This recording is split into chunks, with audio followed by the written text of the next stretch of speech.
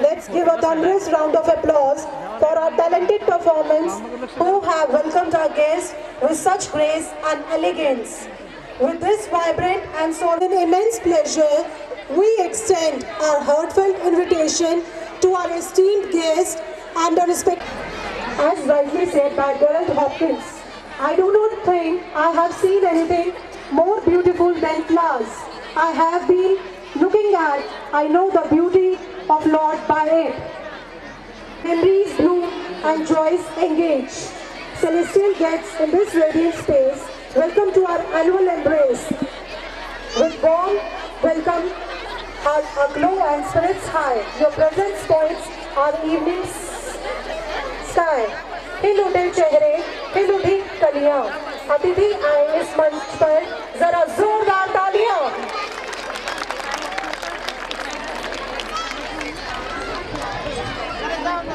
It is a privilege to honor and express our gratitude for our immeasurable contributions.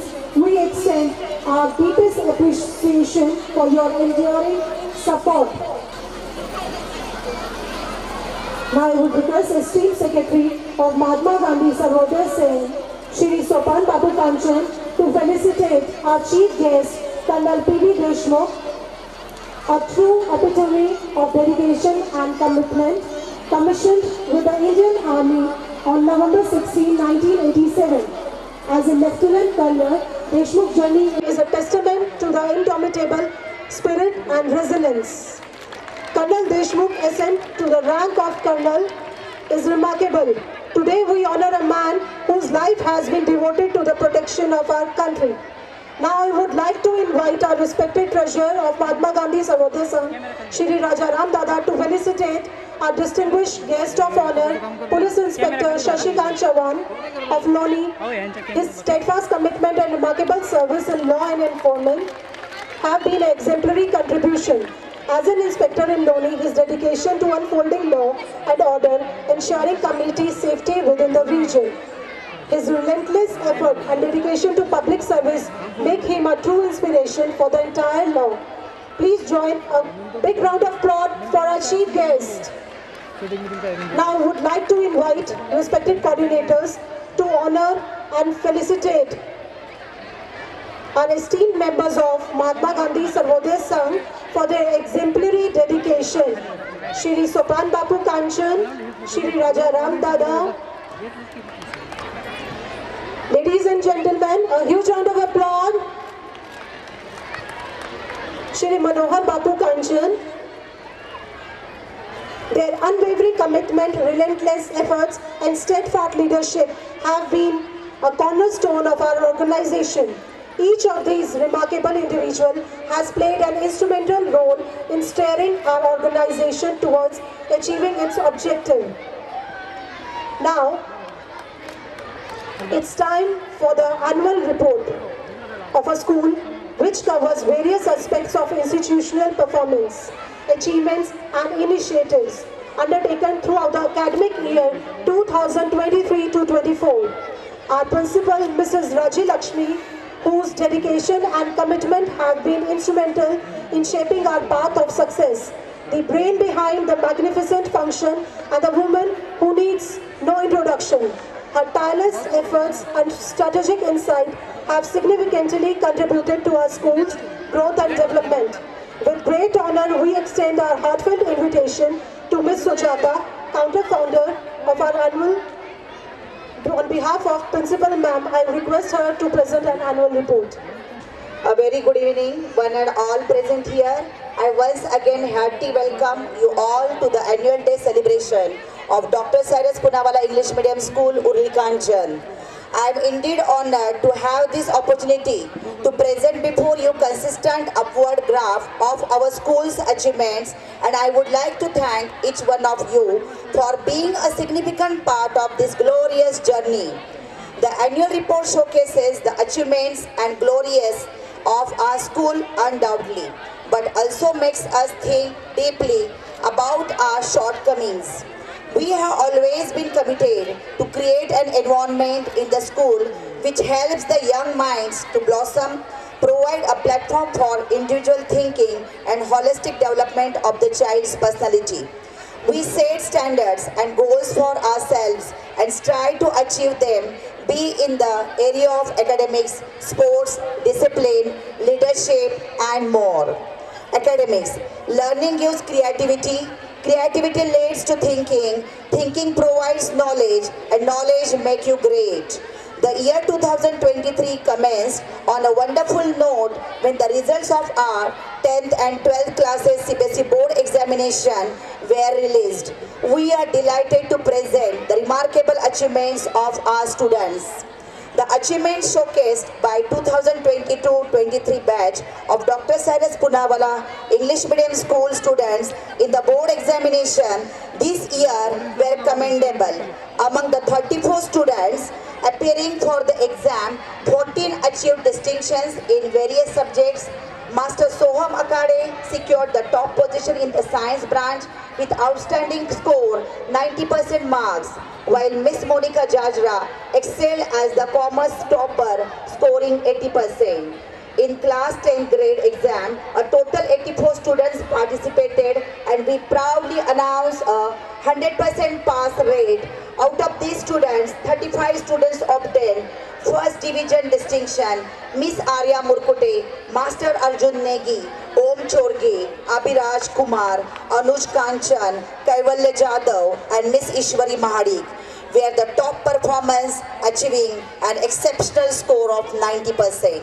Excellence in academic is the hallmark of any good institution, and classes 10th and 12th results of the school prove without any doubt we, our students, made us proud.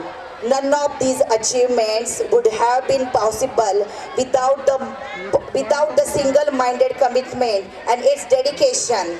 We are also constantly encouraged by parents and well-wishers who have shown much confidence and given their fullest support.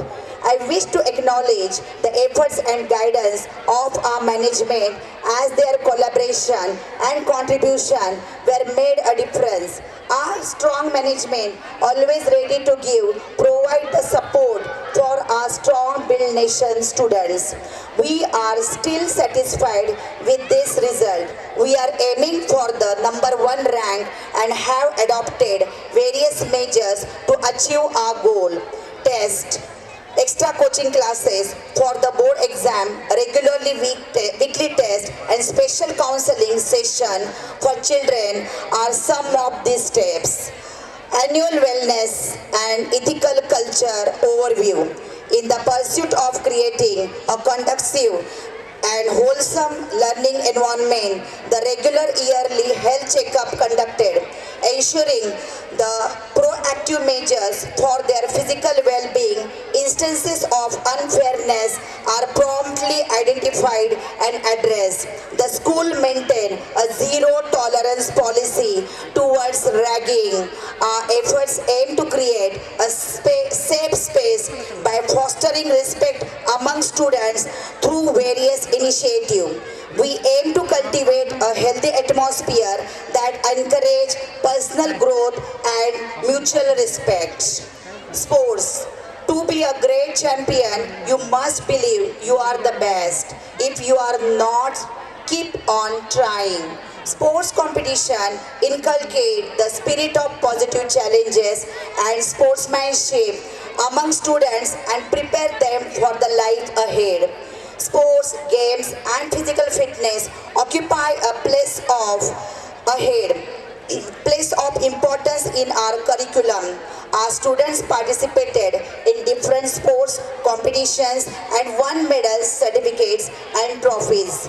Our students went Chalisgaon to participate in CBSE regional level Kabaddi sports event competition and brought laurels to the school, secured 3rd place in under 19 category. Schoolhouses. Strength does not come from physical capacity, it comes from unity.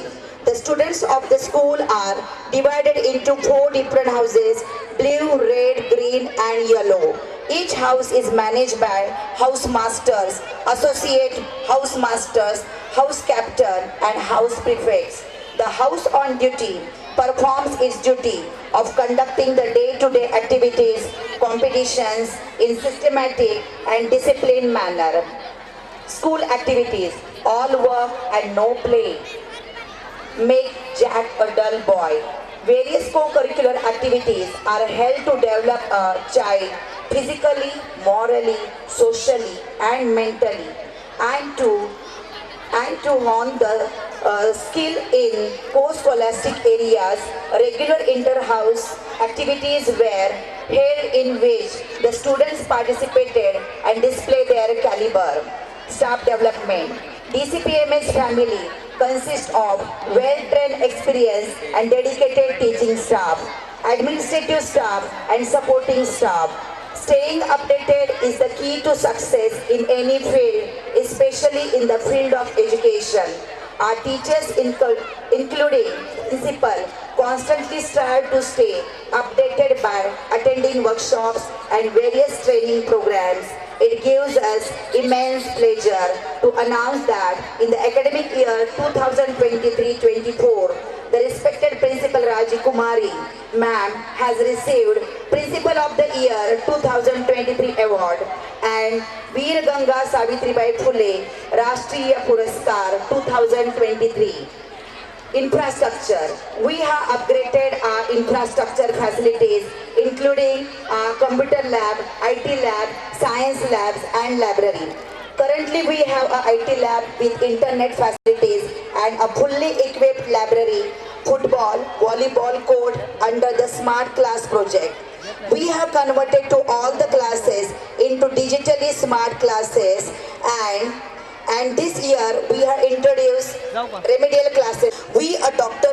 Cyrus Poonawalla English Medium School, Urli Kanchan, will continue our unceasing efforts to mold the young minds into well-balanced personalities with confidence and zeal befitting the standards of this portal of education. This report is a sincere attempt to showcase our progress in terms of achievements and activities during the year. On this memorable occasion, as we recount our success with a pride and happiness, we wish to dedicate all our achievements to the committed effort of a committed team called Dr. Cyrus Poonawalla English Medium School, Urli Kanchan. In the end, I would like to conclude with the lines, "Don't tell us sky is the limit when there are footprints on the moon." Thank you. Jai Hind. Thank you very much, ma'am, for sparing your valuable time. Your active involvement and guidance in various initiatives contribute to the holistic development of our institution. Now, I would request all of you to put your hands together as it is time for speeches by esteemed guests and members of trust. बिन बूंदों के बारिश का एहसास कैसे होगा, बिन बूंदों के बारिश का एहसास कैसे होगा, बिन तालियों के कार्यक्रम आगे कैसे बढ़ेगा. It is an esteemed privilege to invite our revered treasurer of Mahatma Gandhi Sarvodaya Sangh, Shri Raja Ram Dada Kanchan, to share his valuable insight with us. Dr. Cyrus English Medium Schoolच्या 14व्या स्नेह सन्मानानिमित्त उपस्थित असलेले colonel Deshmukh साहेब आणि आजच्या कार्यक्रमाचे अध्यक्ष आणि Loni Kalbhor police स्टेशनचे आदरणीय शशिकांत चव्हाण साहेब, कार्यक्रमाला उपस्थित असलेले संस्थेचे सचिव स्वपन बाप्पू कांचन, मनोहर बाप्पू कांचन, महात्मा गांधी विद्यालयाचे प्राचार्य भोसले सर, कार्यक्रमाला आवर्जून उपस्थित असलेले माजी ग्रामपंचायत सदस्य लक्ष्मणरावजी जगताप, सर्व पालकवर्ग, विद्यार्थी विद्यार्थिनी, अध्यापक अध्यापक मित्रांनो, 2010 पासून आपण या स्कूलची स्थापना केली आणि आदरणीय पवार साहेबांच्या माध्यमातून या शाळेची अतिशय चांगल्या पद्धतीने भरभराट होत गेली. शालेय दर्जा ज्या पद्धतीने सुधारला त्याच पद्धतीने सांस्कृतिक कार्यक्रम सुद्धा त्याच पद्धतीने सुधारले पाहिजेत, त्या दर्जाचे झाले पाहिजेत. त्या पद्धतीने काम करण्याचा ट्रस्टी मंडळाने ठरवलं आणि त्या पद्धतीने आम्ही पुढे जात राहिलो. छोट्या प्रमाणात घेत असलेलं हे स्नेहसंमेलन नंतरच्या काळामध्ये अतिशय चांगल्या पद्धतीने पुढं त्याला वेगळं वळण देण्याचा प्रयत्न आम्ही केला आणि मागच्या 4-5 वर्षात तर त्याला अतिशय चांगल्या पद्धतीचं स्वरूप आलं. सर्व पालक वर्ग आपल्या मुलांना या ठिकाणी अतिशय चांगल्या पद्धतीने त्या ठिकाणी मुलांना या प्रत्येक कार्यक्रमामध्ये सहभागी करण्यासाठी सहभाग घेत असतो.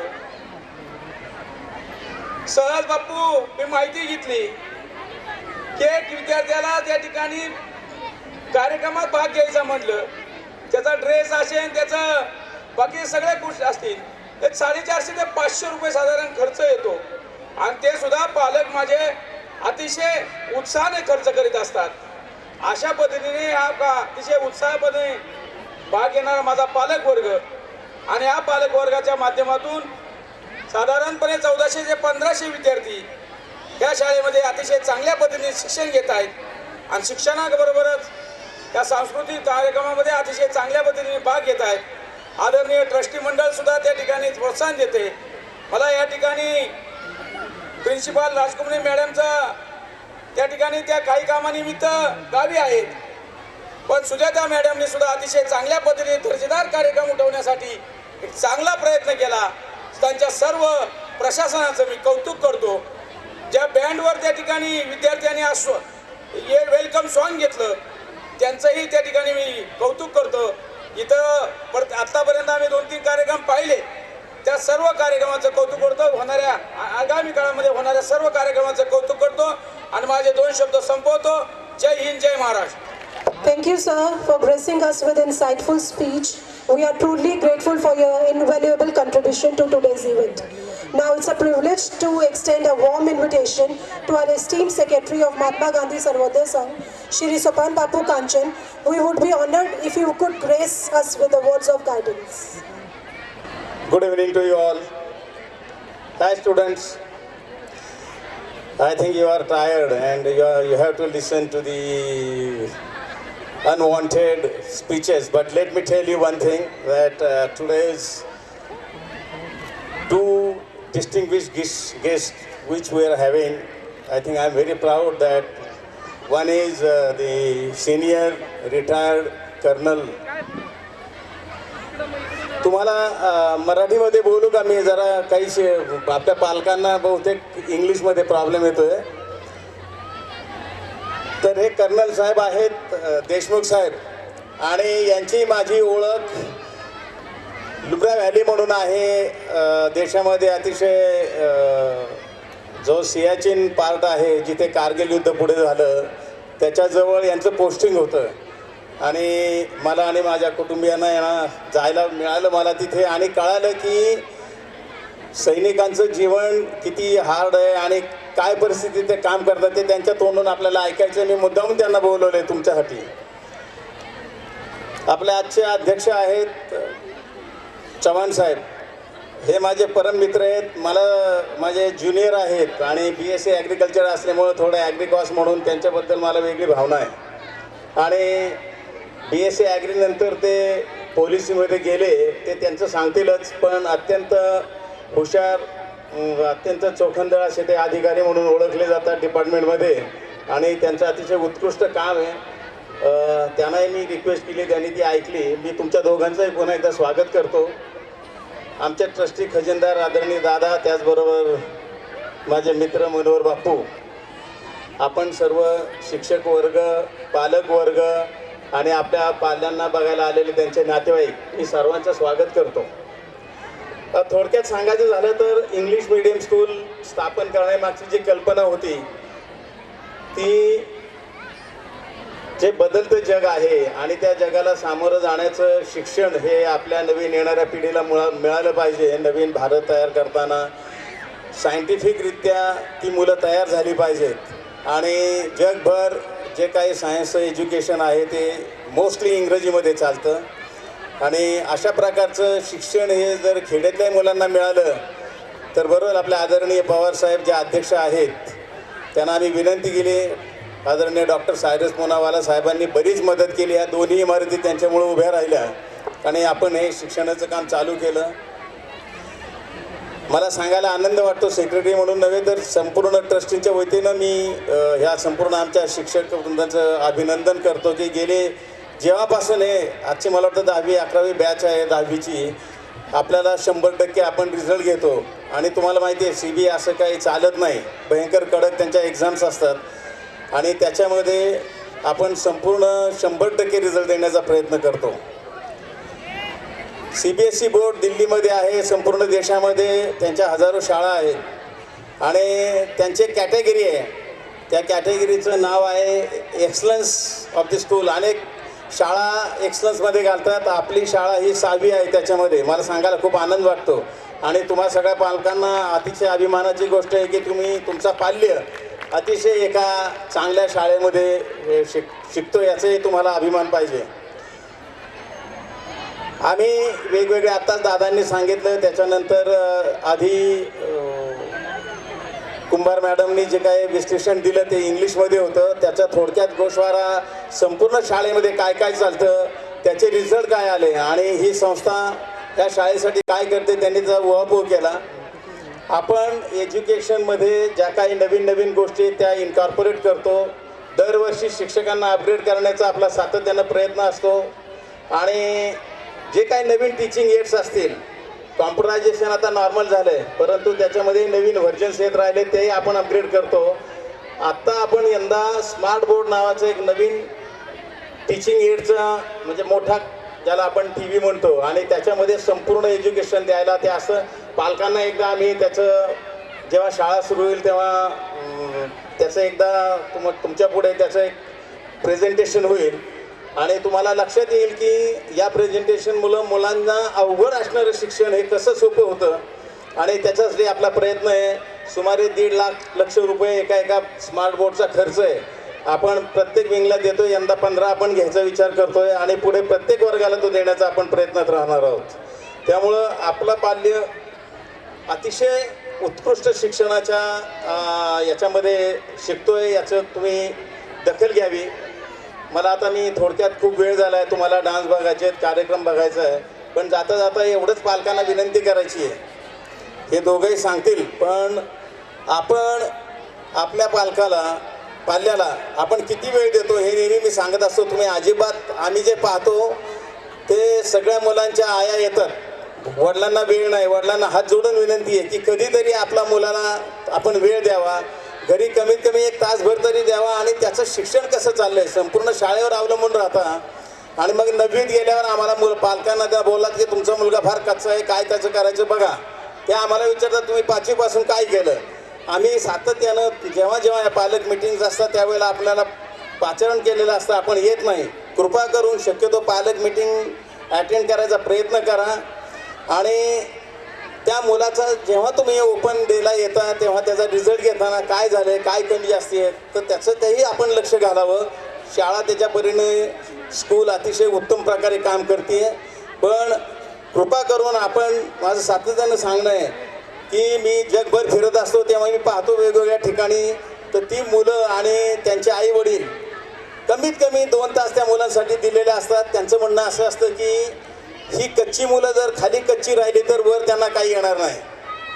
मला जाता जाता मुलांना एक सांगायचं की मी नेहमी नोबेल प्राईजबद्दल बोलत असतो आणि नोबेल प्राईज हे कोणाला मिळतं ज्याने मनुष्य धर्मासाठी मी असं शब्द वापरतो जसं मदर टेरेसाने काम केलं असं जो कोणी सायन्समध्ये काम करेल टेक्नॉलॉजीमध्ये काम करेल सोशल वेलफेअरमध्ये काम करेल हा जगातला ते एक माणूस निवडतात आणि तो सगळ्यातला जगातला उच्चस्तरीय प्राईस येते. आपल्याकडं 4 जण आहेत तशी मिळवलेले रवींद्रनाथ टागोर आहेत रामन आहेत मी अनेक नावं घेऊ शकतो पण ती विभागलेली मिळालेली आहेत. डॉक्टर थॉम्सन नावाचा एक ग्रस्त होऊन गेला केम्ब्रिज विद्यापीठामध्ये ज्याने इलेक्ट्रॉनचा शोध लावला. फिजिशियन होतात, फिजिक्समध्ये त्यांनी काम केलं. मुलांना फिजिक्स हा विषय फार महत्त्वाचा आहे. तुम्हाला सगळ्या पालकांनी प्लीज ऐका, हा शिक्षक आणि आमच्या शिक्षक वृंदांनी ऐकावं, हा शिक्षक फिजिक्समध्ये इलेक्ट्रॉनचा शोध लावून थांबला नाही तर त्यांनी त्याच्यासारखी त्याचे 7 विद्यार्थी, त्याच्यापैकी 6 विद्यार्थी तो धरून आणि त्याचा एक मुलगा, असे 7 जणांना नोबेल प्राईज मिळवून दिलं. आता नोबेल प्राईज मिळवणं सोपं नाही. अशा प्रकारचं शिक्षक असावं आणि शिक्षकांनी काम करावं. पाल्याने आपला पाल्य, आता आपण यंदा पाहिलं चंद्रावर यान उतरलं, किती अभिमानाची गोष्ट होती. आपण अतिशय उत्कर्षाने पाहत होतो आणि काही इंटरव्ह्यू चालले होते, त्याच्यामध्ये महाराष्ट्रातले 2-3 सायंटिस्ट होते. किती अभिमान होता त्यांना. ते बोलताना म्हणायचे आमचंही कॉन्ट्रीब्युशन याच्यामध्ये आहे. माझी अशी इच्छा आहे की माझ्याही शाळेतली मुलं कोणीतरी अशा चांगल्या याच्यामध्ये कॉन्ट्रीब्युशन करावे. कोणीतरी उत्तम सायंटिस्ट व्हावं, कोणीतरी उत्तम सैनिक व्हावा, कोणीतरी उत्तम शेतकरी व्हावा, कोणीतरी उत्तम देशाचा आता चाललेला बघू नका, पण चांगला लीडर जरी झाला तरी मला आवडेल. धन्यवाद. Expressing our heartfelt gratitude to Vice President for their enriching speech and insightful words that have left lasting impact. Now I request our esteemed guest of honor, Inspector Shashikant Chavan, whose presence among us is a testament to his dedication. I request him to share his valuable and experience with us. या ठिकाणी मला या संस्थेने प्रथमतः या ठिकाणी मला या संस्थेने जो बोलून बहुमान दिला त्याबद्दल मी सर्वांचे आभार मानतो. मला माहिती आहे की आपण सर्व आपल्या मुलांचा विविध गुणदर्शनाचा कार्यक्रम हा पाहण्यासाठी अतिशय आतुर झालेला आहात. पण मला जी संधी मिळाली, मी ज्या ठिकाणी राहतो, मी ज्या ठिकाणी काम करतो, त्या ठिकाणावरून त्या ठिकाणामुळं मला तुमच्याशी एक संवाद साधण्याची संधी मिळाली. म्हणून मी काही मिनटं तुमचे घेणार आहे. कारण आपल्या सर्वांना मार्गदर्शन करावं एवढा मी मोठा नाही, परंतु आपल्याशी संवाद साधावा वाटतो मला. कारण मी रोज जे पोलीस स्टेशनला पाहतो आणि जे आजूबाजूच्या ॲक्टिव्हिटीज पाहतो, ते पाहता मला असं वाटतंय की मुलांमधला आणि त्यांच्या पालकांमधला संवाद कुठंतरी हरवत चालला आहे. आणि तुमच्यामधला संवाद जर हरवला तर मग त्याचं पर्यवसन हे आम्हाला त्यांच्याशी संवाद साधायला लागतो. मला असं वाटतं की लहानपणापासून मी तरी किंवा माझ्या पिढीने किंवा तुमच्यातल्याही काही पिढीने लहानपणी आईचा मार खाल्ला असेल, वडिलांचा मार खाल्ला असेल. कोणी आईने मारलं, वडिलांनी मारलं म्हणून आपण त्यांना शत्रू मानत नाही. कारण मांजराचे दात तिच्या पिल्लांना लागत नाही हे सत्य आहे. पण माझं आज 25 वर्ष पोलीस खात्यात नोकरी केल्यानंतर जे ऑब्झर्वेशन आहे, मी एक बघितलं की ज्या घरामध्ये आई शिस्तशीर आहे, कडक आहे, ती रूढ अर्थाने म्हणजे शाळेत शिकले आहे नाही याला काही अर्थ नाही आहे, पण ती जर सुसंस्कृत असेल आणि तिच्या मुलांवर तिचं जर लक्ष असेल घरीसारखं, आणि योग्य वेळेत जी आई आपल्या पालकाचा योग्य वेळी कान धरते, त्या पाल्याचा कान धरण्याची वेळ आमच्यावर कधी येत नाही. ते पाल्य आमच्या ऑफिसला कधी येत नाही. मी बराच वेळा म्हणतो की पोलीस स्टेशनमध्ये एक शनीचं मंदिर आहे. म्हणजे आम्ही कोणाच्या मागं लागलो आणि त्याचं चांगलं झालं असं आजपर्यंत मी आयुष्यात पाहिलं नाही. पोलीस आणि वकील कोणाच्या घरी गेले आणि त्यांचं चांगलं झालं असं कधी पाहिलं नाही. मग अशा काही कार्यक्रमाला मला बोलवलं तर मला फार आनंद होतो की मला एक पॉझिटिव्ह एनर्जी मिळते. बाप्पू, त्याबद्दल मी आपले आभार मानतो. तर सर्व महिला मंडळाला, कारण तुम्ही बघितलंय प्रत्येक आईला वाटतं माझा मुलगा पुढे गेला पाहिजे. म्हणजे ऑब्व्हियसली माझ्या आईला पण वाटतं. मला सगळ्यात जास्त म्हणजे आनंद होतो आणि अभिमान पण वाटतो की आजही माझी आई मला म्हणू शकते चुकलं तर तुला चप्पलनी मारेल. मला इतकं भारी वाटतं की नाही, माझ्यात आणि तिच्यात 100% संवाद आहे. तिला आजही मी तसाच वाटतो की ती मला तेवढ्याच हक्काने मारू शकते, तेवढ्याच हक्काने चुकलं तर सांगू शकते. मी अजूनही तिच्याकरता कधीही साहेब झालो नाही. ते आजही म्हणते जास्त शहाणपणा करू नको, तुझं ते सगळं घेईल दप्तरन दिल बाहेर फेकून. मला इतकं भारी वाटतं, मी चिडवण्याकरता कधी कधी तिला म्हणतो, पण मला असं वाटतं की माझ्या आईचा तो माझ्यावर हक्क आहे, आणि तो जर हक्क तुम्हाला तुमच्या मुलावर कायमस्वरूपी गाजवायचा असेल तर सर्वात पहिल्यांदा आपण आपला मुलाला वेळ दिला पाहिजे. कारण तुम्ही जर तुमच्या मोबाईलला वेळ दिला तर मोबाईल तुमचा रिस्पेक्ट करेल, तुम्ही जर तुमच्या मुलाला वेळ दिला तर मुलगा तुमचा रिस्पेक्ट करेल. जगामध्ये तुम्ही कोणत्याही पोस्टवर जा, जसं मी म्हटलं की मला अभिमान वाटतो की माझी आई मला अजून पण म्हणते की मी तुला चप्पलने मारेल, तर जगामध्ये एकमेव व्यक्ती आहे, तुम्ही मध्ये बघितलं असेल आपले नागपूरचे बोबडे सर, हे भारताचे सरन्यायाधीश झाले, म्हणजे भारतातली सर्वात उच्च पोस्ट त्यांनी मिळवली. तर त्यांच्या शपथविधीला राष्ट्रपतींकडनं त्यांना सन्मान मिळणार होता, परंतु त्यांनी एका खुर्चीवर त्यांच्या आईला तिथे त्या समारंभाला आणलं, तिला चालता येत नव्हतं, आणि तो सन्मान घेण्याच्या ऐवजी बाकीच्यांना सन्मान स्वीकारण्याच्या अगोदर त्या पोस्टवर बसण्या अगोदर त्यांनी आईचं दर्शन घेतलं. तुम्ही राष्ट्रपतीलाही वाकवू शकता, पण त्याकरता तुम्हाला त्या पद्धतीने आई व्हायला लागेल, एवढं मात्र नक्की. आणि तिथं तुम्ही चुकला तर राष्ट्रपती भवन नाही तर मग पोलीस स्टेशन. माझ्याकडं पोलीस स्टेशनला तक्रार करायला लोक येतात, साहेब हे हरवलं, ते हरवलं, हे चोरीला गेलं. पहिलं सकाळपासून कपाळावर आठीच असते आमच्या, तर सकाळपासून ते इथले भारी वाटतं मला, पण तिथं गेल्यावर तुम्हाला माहिती नाही काय परिस्थिती असते. पण सर्वात वाईट मला त्यावेळेस वाटतं की ज्यांचा मुलगा त्याचा माणूस पण हरवलेला असतो, आईवडिलांवर हात उचलत असतो. मला त्या दिवशी सगळ्यात जास्त अस्वस्थ होतं. बऱ्याच वेळा येतात, मुलगा व्यसनाच्या आहारी गेलाय, वडिलांना मारतो, आईला मारतो, आई वडील येत असतात. पण ही सुरुवात ती ज्या दिवशी माझ्याकडे आली त्या दिवशी झालेली नसती. ही सुरुवात ज्या दिवशी तुम्ही शाळेत त्याचे चुकीचे लाड करायला सुरुवात केली त्या दिवशी झालेली असते. ज्या दिवशी तुम्ही शाळेत त्याच्याकडे दुर्लक्ष करायला सुरुवात केली त्या दिवशी त्याची सुरुवात झालेली असते. बऱ्याच महिला मंडळांना असं वाटतं की, ऑब्व्हियसली माझ्या बायकोलाही वाटत असेल की तिला काहीच महत्त्व नाही आहे घरात. अरे नाही आहे, तुम्हाला सांगतो की सर्वात जास्त आणि सर्वात मोठी जबाबदारी आणि सर्वात अवघड काम हे आहे, हे तुम्ही करत असता. मोठमोठ्या कंपन्यांमध्ये, मोठमोठ्या याच्यामध्ये, आता समजा बापूंनी कॉर्पोरेट वर्ल्ड बघितला असेल, देशमुख सरांनी आर्मी बघितलं असेल, जर जो मल्टीटास्किंग करतो त्याला महत्त्व आहे त्या व्यक्तीला. आणि मला असं वाटतं की सर्वात जास्त अवघड काम आणि सर्वात मोठं मल्टीटास्किंगचं काम आहे ते आईचं आहे. आणि 100% आपल्याला असं वाटतं की नवरा लक्ष देत नाही, मुलाचे वडील माझ्याकडे लक्ष देत नाही, तसं नाही आहे. आपल्याकडं अमेरिका किंवा तिथली संस्कृती नाही आहे की 18 वर्षाचा मुलगा झाला तो त्याचं बघेल. आपल्याकडं तो 60 वर्षाचा झाला, 70 वर्षाचा झाला तरी तो तिच्या आईकरता बाळच असतो. ती अजूनही तिला असं वाटतं की ह्याची बायको त्याला नीट खाऊ घालत नाही, मी असते तर ह्याच्या अजून तब्येत नीट राहिली असती. मग आपल्याला ती संस्कृती नाकारून चालणार नाही. त्यामुळं अमेरिकेमध्ये फरक पडत नाही. म्हणजे मलाही वाटतं की त्यांची एक गोष्ट आपण घ्यायला पाहिजे की समजा मी मरताना माझ्या मुलाच्या नावावर मी 1-2 एकर जर जमीन कमी ठेवली तर काही फरक पडणार नाही, तो मला बापच म्हणणार आहे.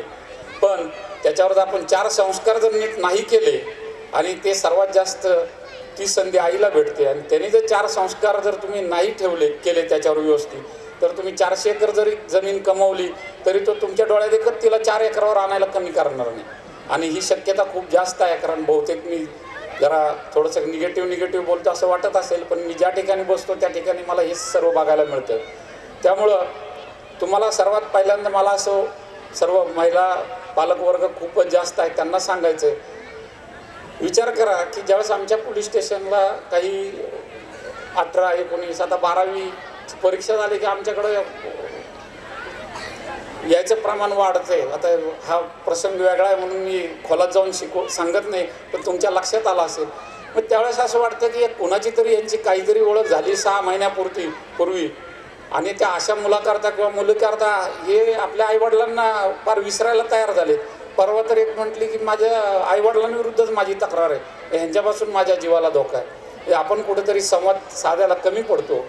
माझी आई शिकलेली नाही आहे, शाळेत गेलेली, पण मी आजही घरी गेलो तर ती पहिल्यांदा म्हणजे अरे काय काय झालं, काहीतरी प्रॉब्लेममध्ये का तू, किंवा आज फार खुश आहे का तू, अरे काय झालं.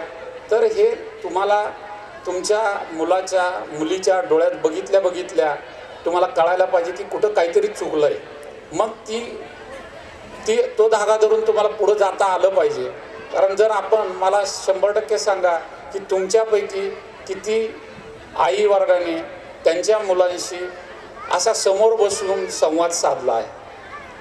कारण आपल्याला असं वाटतं की आता शाळेत टाकलं की आता ती शाळेची जबाबदारी बाप्पूंनी लय भारी शाळा काढली आहे, सगळे एवढं मस्तपैकी एवढ्या मोठ्या मोठ्या बिल्डिंग उभ्या केल्यात आणि सायरस पुनावालांनी याला डोनेशन दिलंय, माझा पोरगा ह्या शाळेत गेल्यावर पुढं सायरस पुनावालांनाच कॉम्पिट करेल असं नाही आहे.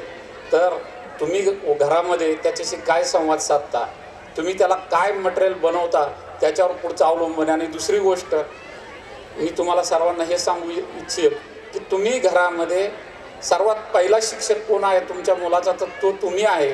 तुम्हाला कसा राग येतो घरात की नाही माझ्या मुलाकडे शाळेतल्या शिक्षकांचं लक्षच नाही आहे. अरे पण आपलं किती लक्ष आहे हे आपण लक्षात ठेवायला का पाहिजे. कारण तुमचं लक्ष मुलावर असू नसो, मुलाचं लक्ष तुमच्यावर असते.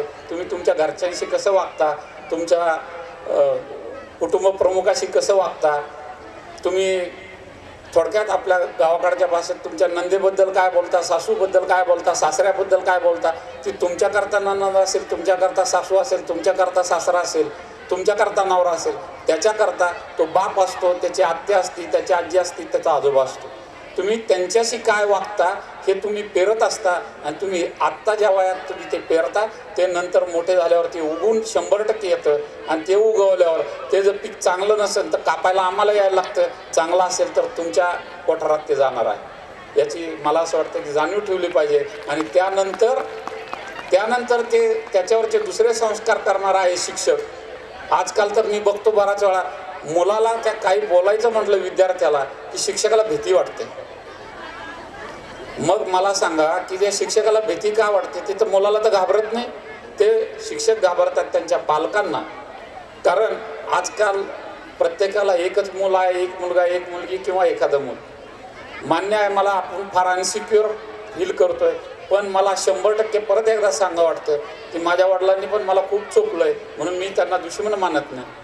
तसंच आहे की एखाद्या वेळी शिक्षक रागावले काय केलं असेल तर त्याच्यामागचा हेतू समजून घेतला पाहिजे. कारण जोपर्यंत तुम्ही शिक्षकावर विश्वास टाकणार नाही तुमचा मुलगा घडूच शकत नाही, माझं असं प्रामाणिक आणि ठाम मत आहे.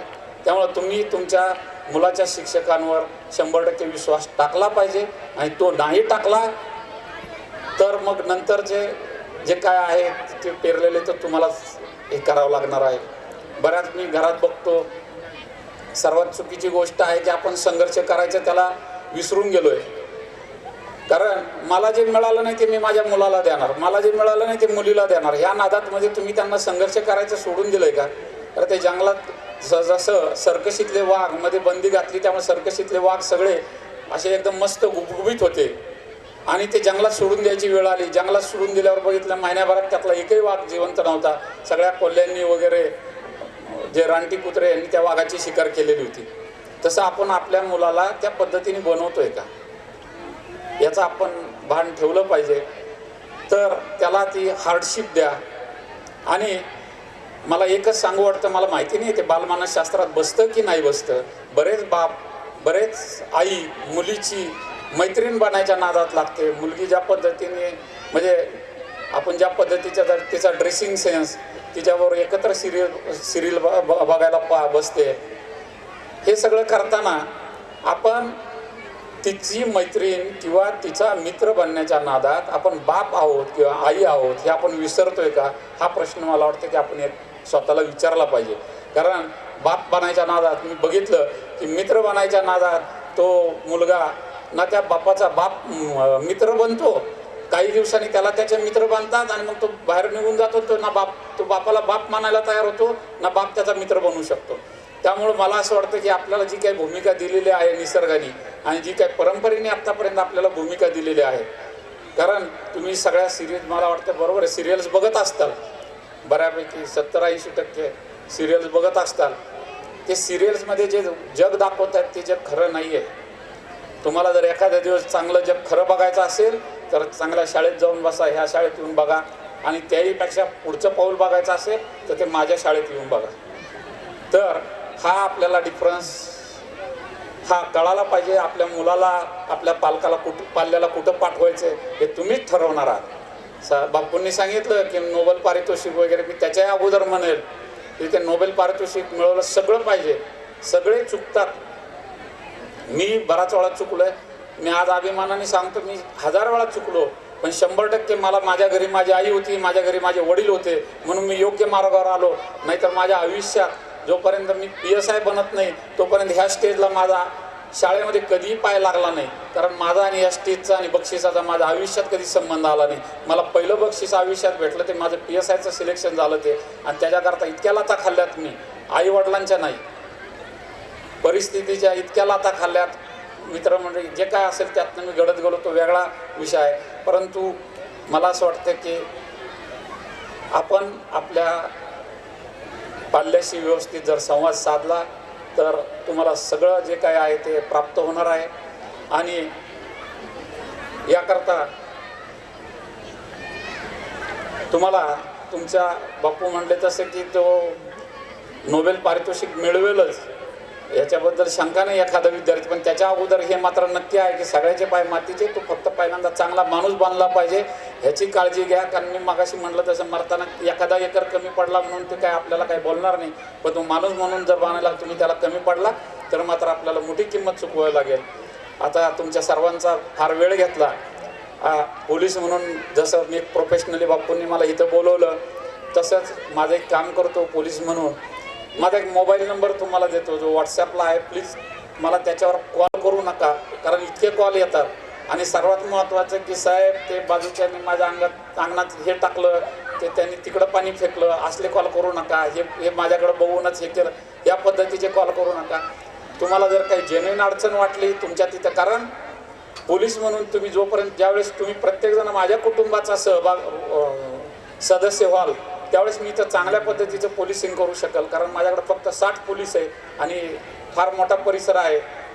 तर तुम्हाला कधी काही वाटलं, तुमची वैयक्तिक अडचण वाटले, तुम्ही मला मेसेज करू शकता. 100% मी म्हणत नाही की मी तुमच्या 100च्या 100 अडचणी सोडवेल, पण मी माझ्याकडनं प्रयत्न मात्र 100% करायचा प्रयत्न करेन. माझा नंबर आहे 9892923330 9892923330. तर सर्वांना आज जो विविध गुणदर्शनाचा कार्यक्रम तुमच्या मुलांचा बघून तुम्हाला जो आनंद मिळणार आहे असाच आयुष्यभर मिळावा अशा शुभेच्छा देतो आणि माझे 2 शब्द संपवतो. जय हिंद, जय Maharashtra. Thank you, sir. On behalf of Dr. Saras Poonawalla English Medium School, I extend our heartfelt gratitude by sharing your valuable thoughts and experience that enlightened us and inspired us. Now, may I request everyone to join me in extending welcome to Colonel P.V. Deshmukh to grace this stage with his insight and experience. His presence among us today is a testament to his commitment to excellence. A big round of applause for Colonel P.V. Deshmukh. नमस्कार आणि राम राम सर्वांना.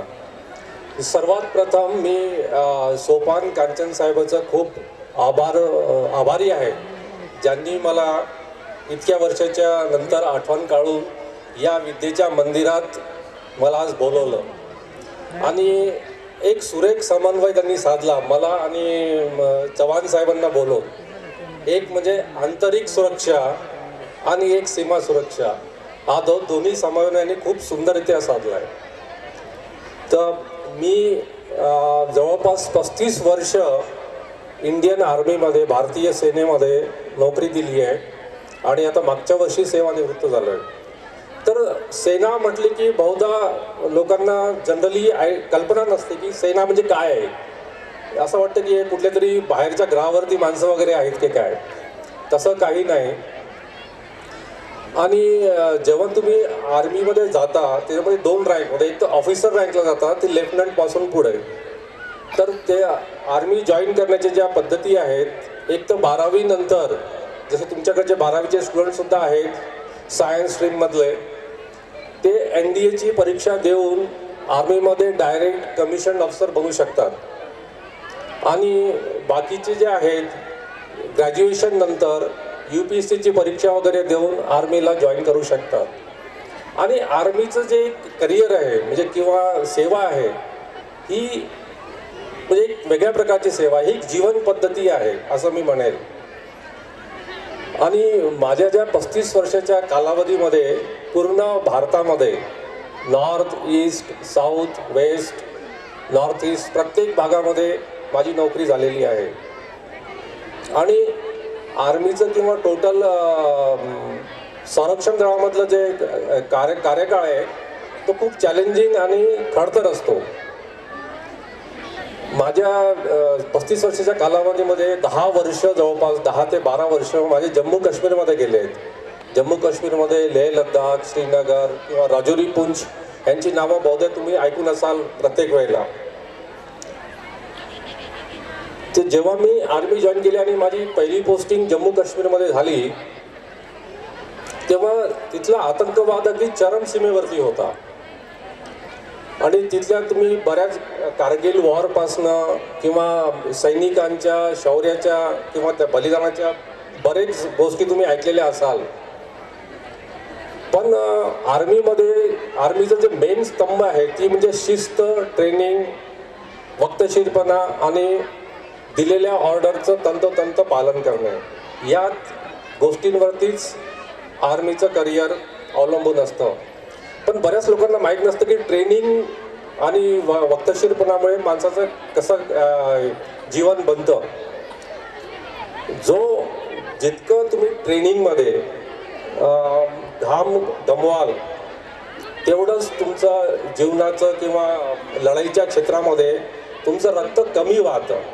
त्यामुळे ट्रेनिंगला खूप महत्त्व आहे.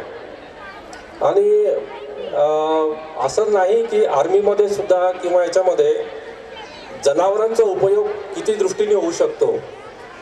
त्याचं एक थोडक्यात उदाहरण तुम्हाला सांगतो की आर्मीमध्ये असे आर्मी डॉग्स म्हणून ट्रेनिंग त्यांना दिलं जातं विस्फोटक शोधण्याचं. आणि जेव्हा आर्मी मूव्ह होते, तुम्ही नुकतंच ऐकलं असेल की पुलवामामध्ये जो इन्सिडन्स घडला, आतंकवाद्यांनी स्फोटकं लावून गाडी उडवली आणि 44 जवानांचा त्याच्यामध्ये जीव गेला. तर आर्मीमध्ये असे आर्मी डॉग्स ट्रेनिंग त्यांना देतात, ते विस्फोट शोधून काढतात. तर जेव्हा केव्हा आर्मीची मुवमेंट होते जम्मूपासून श्रीनगरला किंवा एरियामध्ये, तर प्रत्येक किलोमीटर आणि किलोमीटर तपासून बघितला जातो. ही कुत्री शोधून काढतात ती स्फोटकं. तर मी जेव्हा तिथे असताना असाच एक मेसेज आला की ह्या पर्टिक्युलर स्ट्रेचमध्ये म्हणजे जम्मू आणि श्रीनगरच्या मध्ये जो 200 किलोमीटरचा अंतर आहे तिथे खानाबल म्हणून जागा आहे. ही खानाबलच्या पुढे कुठेतरी आतंकवाद्यांनी सुरंग लावलेले आहेत. आणि आर्मी जेव्हा मुवमेंट होते तेव्हा एक साधारणतः 50 गाड्या, 60 गाड्या, 100 गाड्या, त्याच्यामध्ये त्यांची जवानांची त्यांच्यामध्ये लागणारी राशन सामग्री सर्व काही मूव्ह होते. तसा एक जवळपास 70 ते 80 गाड्यांचा एक काफिला किंवा त्याला कॉन्वॉय आपण जसं म्हणतो तो जात होता. आणि एक आमच्या हेडक्वार्टरला असा मेसेज आला की कुठेतरी स्फोटकं आतंकवाद्यांनी लावलेले आहेत. तर अशी स्फोटकं शोधण्याकरता इलेक्ट्रॉनिक गॅजेट्स किंवा इलेक्ट्रॉनिक वस्तूसुद्धा असतात की त्या हे शोधून काढू शकतात.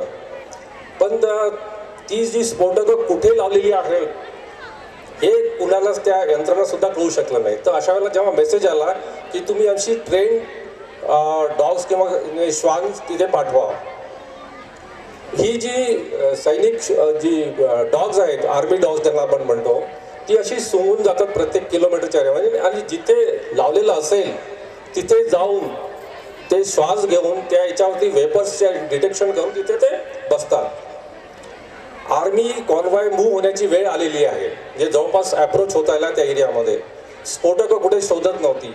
तर जेव्हा लगेच ही अशी कुत्री जेव्हा तिथे लावली आणि कुत्रा तिथे बसून असं त्याला इंडिकेट करणार की इथे लावलेलं आहे. आणि ही जी स्फोटक तिथे लावली होती ती होती रिमोट कंट्रोल्ड. म्हणजे त्याचा रिमोट घेऊन कुठेतरी लांबून कुठेतरी बघत होतं. आणि जसं ते आर्मी डॉग तिथे बसून त्यांनी इंडिकेट केलं तेव्हाच त्यांनी त्याचा स्फोट घडला. आणि स्फोट झाल्याबद्दल तो जो आर्मी सैनिक आहे, आर्मी डॉग आहे, तो तिथेच त्याच्या अक्षरशः चिंधड्या उडवल्या. तर ह्या एका आर्मी डॉगमुळे होणारी इतकी हानी तिथे वाचली. अदरवाईज तो जर शोधल्या नसता गेला तर कितीतरी जवानांचं लाईफ गमावलं गेलं होतं, जसं पुलवामामध्ये घडलं होतं. तर अशा परिस्थितीमध्ये म्हणजे सांगायचा उद्देश एवढाच की जे ट्रेनिंग जे आहे ते नुसतं माणसांना नाही पण जनावरांचं सुद्धा आर्मीमध्ये असं ट्रेनिंग होतं की आणि त्यांचं बलिदान सुद्धा रेकग्नाइज केलं जातं. आणि जेव्हा केव्हा तिथे व्हॅलीमध्ये श्रीनगरमध्ये मुवमेंट व्हायची तेव्हा प्रत्येक वेळेला स्वतःची सिक्युरिटी सांभाळून आणि आतंकवाद्याशी लढाई करावी लागत होती. तिथे हे माहीत नाही की हा आतंकवादी आहे की तो आतंकवादी आहे. ते लांब स्विरन घालून आतमध्ये AK-47 घेऊन कोणी तुमच्यावरती किंवा ग्रेनेड फेकेल किंवा कुठे काय सांगेल या प्रकारची एक प्रकारची म्हणजे भीतीच तिथे नेहमी राहायची जीवाला. तर अशा वातावरणामध्ये काम केल्यानंतर जवळपास भारताच्या प्रत्येक एरियामध्ये मी काम केलेलं आहे. लेह लडाख, जम्मू काश्मीर, दिमापूर, नागालँड, मिझोराम, मणिपूर प्रत्येक भागात. आणि आज देशाची परिस्थिती अंतर्गत परिस्थिती अशी आहे की जिथे खरं म्हणजे अंतर्गत सुरक्षेमध्ये आर्मीचं काहीच काम नाही. पण परिस्थिती अशी निर्माण झाली आटोक्याबाहेर जात होती की तिथे प्रत्येक ठिकाणी आर्मीला लावावं लागतं आजकाल. जसं मी सांगितलं की डिसिप्लिन एक महत्त्वाचा भाग असतो आर्मीच्या याच्यामध्ये. आणि डिसिप्लिन आणि ट्रेनिंग याच्या व्यतिरिक्त जे लागतं ते साहस आणि कुठल्याही परिस्थितीला समोर जाण्याची तुमची मानसिक तयारी असावी लागते. तर अशा प्रकारचं हे गेल्यानंतर आता ते सिव्हिल लाईफमध्ये जेव्हा आल्यानंतर मला कळलं की ही जी तुमची विद्यार्थी जे आहेत आजकाल यांना खूप काही स्कोप आहे.